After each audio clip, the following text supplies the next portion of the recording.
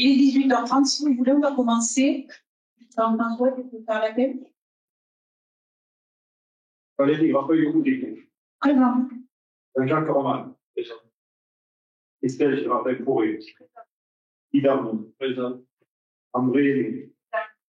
François présent. Virginie Furcat Chasselet. Arlette Blanc. Horatio Natal. Christine Vignon. Présent. Joël Louman. Joël Soumia, présent. Brigitte Berger, présent. Martine Vinpadal. Annie Hilaire, population religieuse générale. Catherine Padel. Présent. Muriel Bourneau. Ludovic Andrieux, présent. Jean-Marc Choulier, présent. Christophe Colombiès, population Valérie. Oui, il se retarde, il peut arriver en cours de séance. Il est bloqué à tout. Julien Sidor, présent. Muriel Pinot. Thomas Donatos, présent. Paul Calvez, présent. Nicole Marquet. Jean-Philippe Vaïkès, présent. Jean-Luc Bercier. Et Alexandra Massas-Candey, population Jean-Philippe Vaïkès.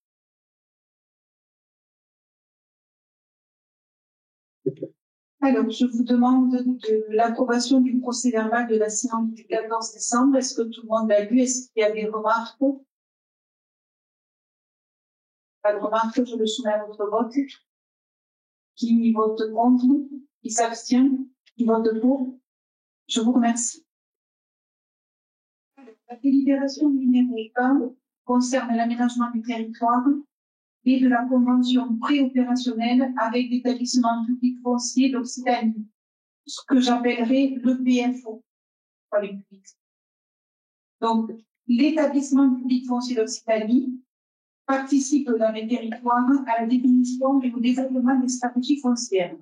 Il contribue à la réalisation des programmes fonciers et de création et de réhabilitation de logements et d'activités économiques. La commune de Villefranche est porteuse en lien avec l'État d'une opération de revitalisation de son territoire en lien avec la région Occitanie d'un contrat bourg-centre devant permettre la valorisation et la réhabilitation du patrimoine bâti du territoire. Dans ce cadre, un conventionnement avec l'EPFO permettra de définir et mettre en œuvre la stratégie foncière du territoire. Dans le cadre de la gestion du 127 rue de la République et de la vente aux enchères qui est programmée le 27 février prochain, ça ne vous a pas échappé, avec le petit panneau qui est devant, la commune veut se réserver la possibilité de préempter en cas de vente sous le prix du marché immobilier pour garantir une partie du remboursement des sommes dues par la société propriétaire. Dans ce cadre, et pour éviter d'avancer les fonds, la collectivité propose de conventionner avec l'EPFO qui assurera ce genre de portage foncier. L'EPFO, en plus des tarifs préférentiels avec les bailleurs sociaux, il s'agit donc de m'autoriser à signer la convention préopérationnelle qui a été annexée à la présente délibération au nom de la commune. Peut-être que par rapport au 127, Régis, si tu veux en dire un mot de plus. J'ai tout dit. Est-ce que vous avez des remarques ou des observations par rapport à cette convention que nous pourrions signer avec le PFO? Ou est-ce que c'est suffisamment clair dans le dossier qui vous a été transmis? Oui. Bon. Donc, je le soumets à votre vote. Qui vote contre? Qui s'abstient? Qui vote pour? Je vous remercie, Monsieur Laxieux. Je ne vous ai pas vu lever la main. Merci. Délibération numéro 2. Il s'agit de la rénovation des... Ah oui, oui. D'accord, j'attends. Il s'agit de la rénovation des points lumineux par mandatement du STEC. Guy, est-ce que tu peux nous en parler? C'est la dernière tranche de remplacement de lampes d'éclairage public. Ça concerne 452 points lumineux, anciennes lampes, qui seront remplacées par du LED. Alors, il faut savoir que dans ce nombre-là, il y en a déjà une trentaine qui ne fonctionnent plus depuis peut-être un an ou deux. Donc, elles seront remplacées à ce moment-là.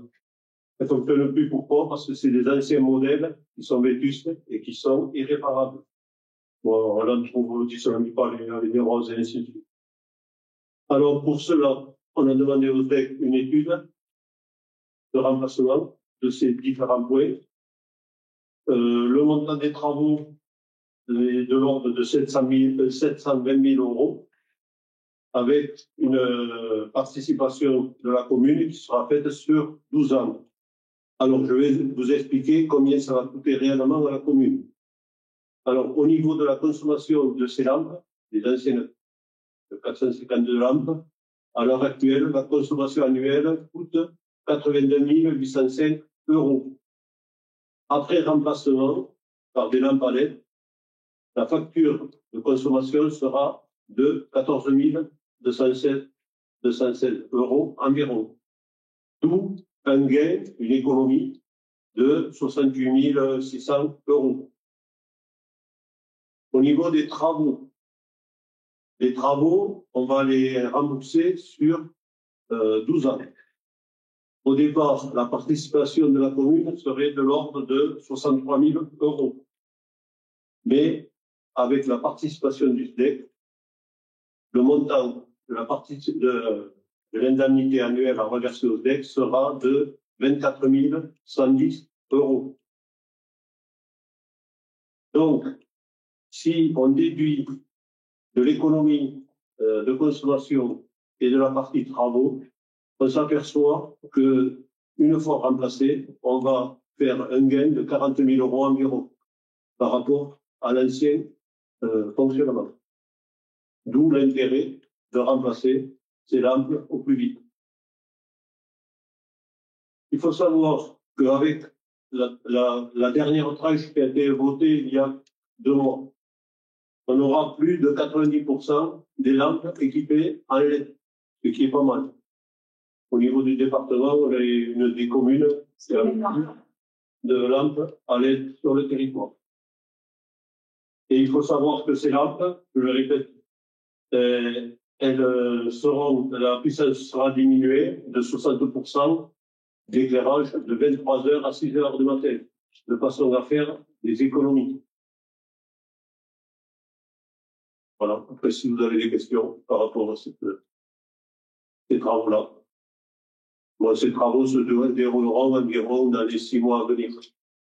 Délai de commande du matériel, plus mise en place.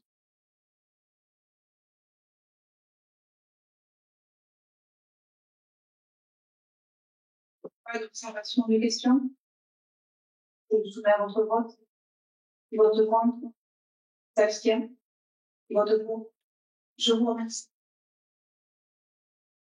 Délibération numéro 3. Il s'agit des zones d'accélération de production des énergies renouvelables, dites les zones AENR. Il est demandé au niveau national que les communes définissent des zones qui seront dites prioritaires pour l'installation de nouveaux équipements de production d'énergie renouvelable. La définition des zones dites AENR n'entraîne aucune obligation, mais permettra peut-être dans le futur des facilités pour monter les dossiers, ou bien, on le suppose, ça fait qu'une supposition, à ne pas prendre pour argent comptant, des aides peut-être financières pour les projets. Donc, il nous paraît intéressant de déterminer, vous le voyez en bleu sur le schéma derrière, c'est le centre de Villefranche avec les lotissements, plus les maisons qui sont un peu isolées. Parce que dans ce zonage, nous ne pouvons pas mettre les espaces agricoles, forestiers ni les cours d'eau. Donc, c'est toute la partie habitation. Donc, vous voyez, c'est très explicite sur le plan, c'est dessiné en bleu. Alors, il paraît judicieux de mettre le zonage le plus important possible pour faciliter cet accès, plus de personnes qui le demanderont. Cela ne nous engage à rien, cela n'a aucune incidence sur le PLU, et quand nous allons compléter le dossier, si vous allez être d'accord, La seule remarque que nous mettrons, c'est que nous nous opposerons à l'implantation, ce qui paraît évident quand même puisque c'est le centre-ville, nous nous opposerons à l'implantation d'éoliennes ou de méthanisation. Voilà. Vous avez des remarques, on va essayer d'y répondre. C'est l'État qui demande à toutes les communes d'avoir ce fléchage. La date limite était le 31 janvier, si je ne m'abuse. Ils avaient proposé de l'étendre quelques jours de plus. On est un peu en retard. Est-ce que vous avez des questions? Peut-être préciser que ça n'a pas de conséquence sur le droit de l'examen du dossier, sur le droit de l'urbanisme et sur l'appréciation des bâtiments de France, notamment en centre-ville. On reste soumis à toutes leurs préconisations. Voilà, c'est pas automatique. Ça peut aider, mais pas. Merci Paul, oui. Très bien. D'autres remarques? Du coup, je le soumets à votre vote. Qui vote contre? Qui s'abstient? Qui vote pour? Je vous remercie. Alors, la prochaine délibération est la rétrocession du jardin du Moulin. Donc, le lotissement des jardins du Moulin, que vous voyez sur la diapositive juste là, avait demandé en 2019 la rétrocession de ces espaces communs à la commune et la procédure n'a jamais été réalisée. Ce que l'on peut dire, c'est que si vous voyez, je pense que de toute façon, il est proposé de mener à terme cette demande à titre gracieux, comme on le fait pour tous les lotissements, à partir du moment où on est dans les clauses qui nous permettent de faire une rétrocession. C'est-à-dire, tous les lots sont commercialisés, sont vendus, sont construits, et l'état de la voirie est en bon état, etc., etc. Donc, je vous soumets la proposition de l'association des jardins du Moulin qui nous demande cette rétrocession et je vous propose de donner un avis favorable, de faire aboutir cette demande. Ce que je peux dire, c'est que par rapport au plan, alors, là, il y a un bassin de rétention qui sera à entretenir, qui n'est pas fléché. Et là, ce grand terrain-là, c'est un lot qui appartient à l'OPH 31, qui n'a pas construit. Donc, vous allez me dire, mais il n'entre pas dans les critères. Eh bien, si, il entre dans les critères parce que, au moment où il devait construire, ils ne l'ont pas fait. Il se trouve qu'entre-temps, le PPRI a changé et que c'est en zone inondable et que ça ne pourra plus être construit. Donc, c'est un terrain qui sera amené à rester un terrain d'âme. Voilà. À terme, peut-être qu'il y aura une rétrocession à la commune pour en faire un espace vert. Enfin, on peut supposer tout, mais pour l'instant, ça appartient au PH 31 et ça ne pourra pas être construit. Voilà. Donc, si vous avez des questions, on va essayer d'y répondre. Comment? Oui, parce que c'est au moment où c'est juste après, c'est passé en PPR. Exactement.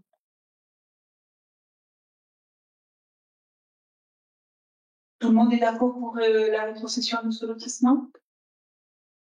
Ok, je vous remercie. Je le soumets à votre vote. Qui vote contre? Qui s'abstient? Qui vote pour? Je vous remercie. Alors, la délibération suivante concerne la modification du règlement intérieur du marché du plein vent.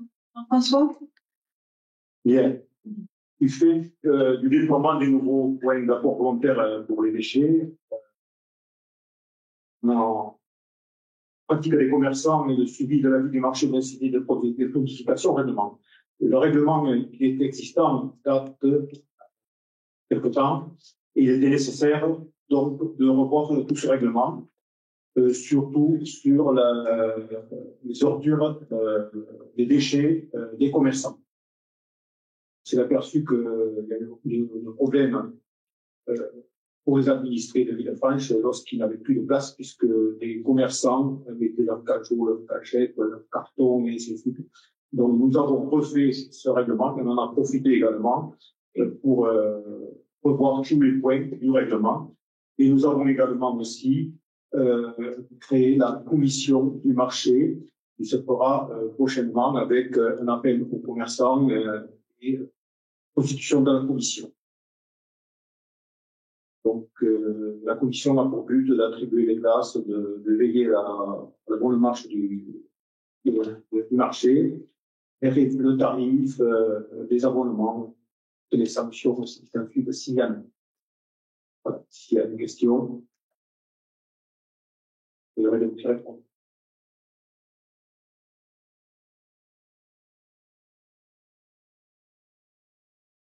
Pas de questions? Alors, si pas de questions, je suis là à votre vote.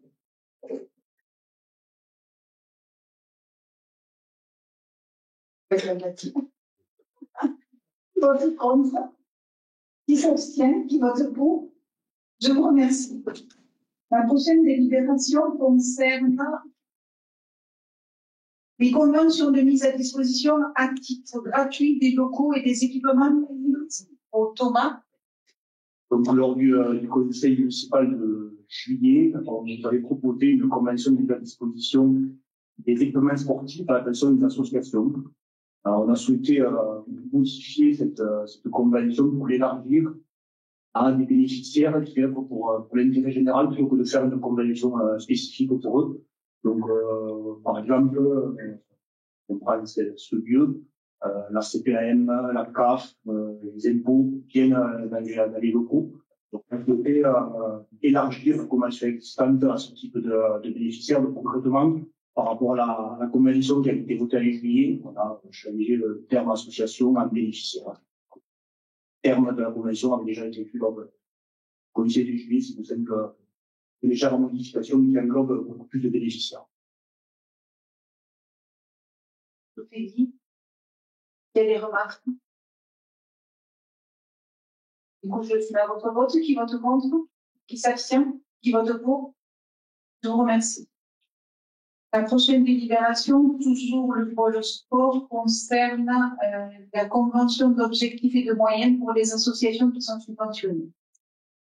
Donc, de façon réglementaire, une association qui perçoit plus de 23 000 € d'aide de la collectivité doit obligatoirement conventionner, donc on parle de convention d'objectifs et de moyens.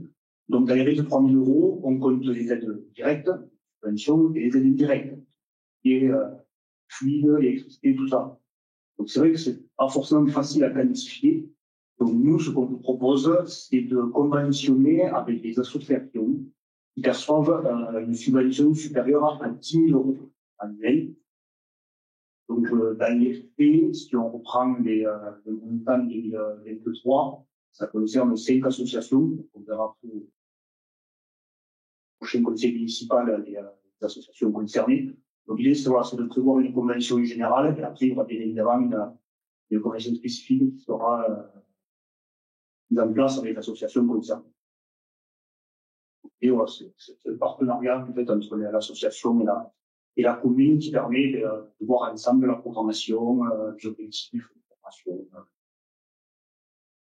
travailler entre l'association et la commune. Les associations concernées sont de toute façon. Ouais, on n'a peut-être pas encore, après je vais discuter si jamais, par rapport au montant de 2023. Donc, si on prend le montant de 2023, les 5 associations concernées, donc c'est comme des subventions supérieures à 10 000 €, c'est le rugby, et le touring, c'est les 2 comités des fêtes et le cinéma. C'est 5 associations qui sont concernées. Merci Thomas. Est-ce qu'il y a des remarques? Non? Pas de remarques, pas d'observation. Je soumets à votre vote. Qui vote contre? Qui s'abstient? Qui vote pour? Je vous remercie et nous passons aux informations diverses. La première de ces informations, vous avez ce week-end sur la Grande Halle les numériques et picto qui est fédéré par la MAI. Ça, c'est pour les scolaires aujourd'hui et demain, ça sera ouvert au grand public samedi. J'y suis passée tout à l'heure, il y a quelques simulations à faire, il y a des informations sur le cyberharcèlement, il y a vraiment, si vous avez l'occasion, allez-y, c'est vraiment intéressant. Voilà. Donc ça, c'était une information que je voulais vous donner. Est-ce qu'il y a des questions diverses? Des informations diverses? Je n'écoute pas, je vous trouve très sage ce soir. Pour le coup, nous avons peur ce conseil municipal en même temps que report. Merci à tous. Nous nous reverrons au mois de février pour le débat d'orientation budgétaire. Le 28 février, je pense, pour le débat d'orientation mercredi 28 février à 18h30 pour le débat d'orientation budgétaire. Vous recevrez une convocation.